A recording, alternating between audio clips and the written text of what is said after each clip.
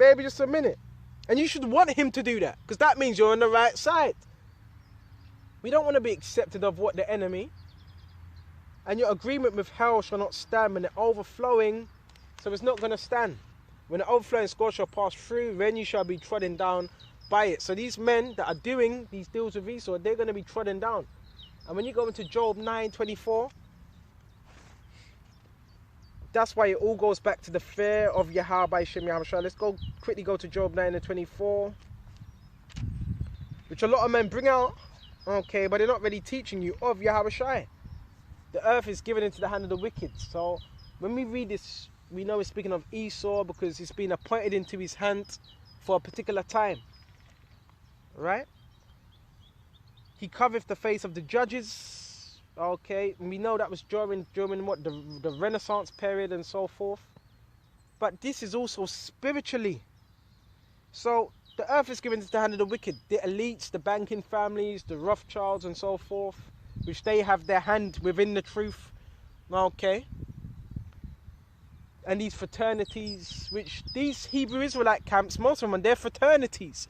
The Baal Barif, or whatever you call it, they're Greek fraternities, which goes back what, to the Jewish sects of what? Esau, Amalekites. Okay. So if the hands have been given into the hand, if the earth has been given into the hands of the wicked, Esau, what? He controls the resources, he controls his companies, and he even controls what? He even got his hands what in within the truth. Even though we know Yahweh controls everything. But I'm talking about a lot of these camps, Esau's got his hand up in there. He's got the money to do that.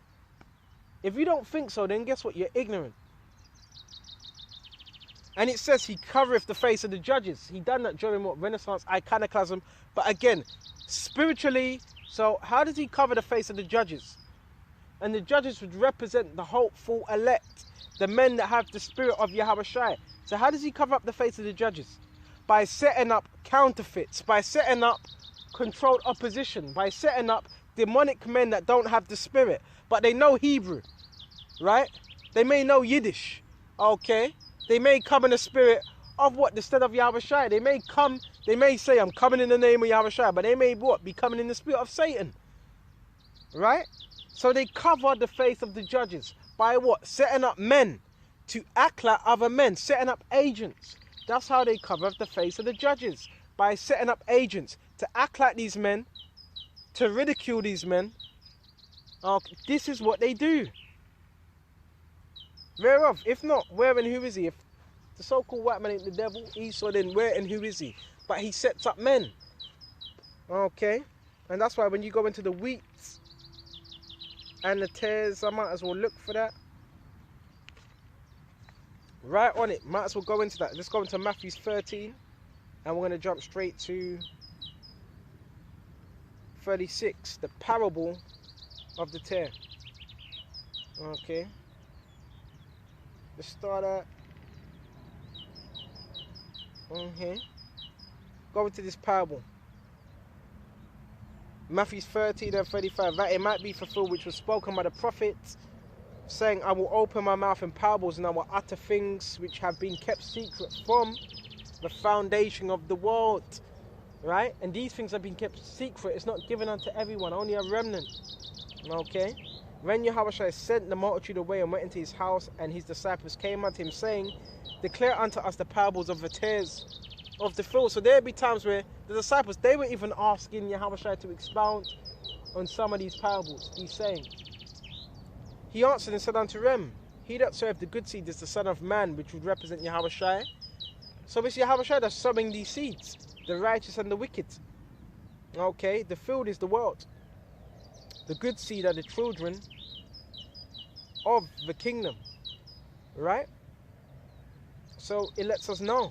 Okay, the good seed, okay, are the children of the kingdom, the hopeful elect. But the tares are the children of the wicked one. And again, we know this is speaking about Edomites that slept with Jake women, and they brought forth what? Tares that look like Israelites. But this is more so speaking about Israel. Okay. This is more so speaking about Israel. The tares are the children of the wicked one. So you have wicked Israelites. Okay? The enemy that sold them. So it's the enemy that sold them into the truth. These were what? Agents. These were what? False men, false brethren that crept in unaware. The enemy sold them in is the devil. Okay? Esau. And the harvest is the end of the world, which the harvest you gather. Right? And the reapers are the angels. So the reapers are going to be the what? Those that are going to be doing what? The dividing. Right? As therefore the tares are gathered and burned in the fire. So these tares, these wicked men that have crept up in the truth, they're going to be what? Gathered, what? To be burned in what? Fire. Right? They're going to be reserved for destruction. So you got men that, whether those that crept in, those that are doing the work deceitfully, they were brought into the truth to be judged by Yahweh, to be destroyed. Okay? That's why they were brought into the truth. Okay? So shall it be the end of this world. The Son of Man shall send forth his angels. Okay? And they shall gather out of his kingdom all things that offend, and them which do iniquity. In other words, those that don't believe in Yahweh Shai, and those that have not repented. Okay? And shall cast them into a furnace. Right? Of fire. Okay? There shall be wailing, gnashing of teeth. Then shall the righteous shine forth